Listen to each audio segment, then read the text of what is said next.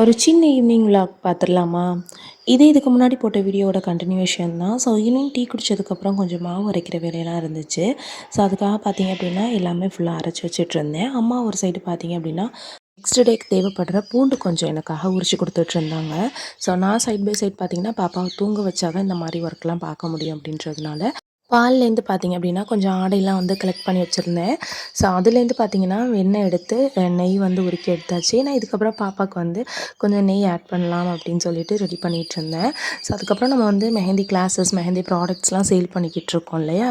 So அதில் வந்து ஒரு ஆர்டர் வந்துருந்துச்சு. அதாவது மெஹந்திக்கான அந்த செலஃபன் ஷீட்டு, அப்புறம் எக்ஸ்ட்ரா கொஞ்சம் கொஞ்சம் திங்ஸ் வந்து கேட்டிருந்தாங்க. ஸோ அது எல்லாத்தையுமே பார்த்தீங்க அப்படின்னா நீட்டாக பேக் பண்ணி கொரியருக்காக பார்த்தீங்கன்னா ரெடி பண்ணிகிட்டு இருந்தேன். நெக்ஸ்ட் டே மார்னிங் வந்து கொரியர் ஆஃபீஸில் போட்டோம் அப்படின்னா 1 ஆர் 2 டேஸில் வந்து கஸ்டமருக்கு வந்து போயிடும் அப்படின்றதுனால ஸோ இப்படி தான் என்னோடய மேக்ஸிமம் ரொட்டீன் வந்து போய்கிட்டு இருக்கு. உங்களுக்கும் மெஹந்தி ப்ராடக்ட்ஸ் இல்லை மெஹந்தி கிளாஸ் டீட்டெயில்ஸ் வேணும் அப்படின்னா டிஎம் பண்ணுங்கள்.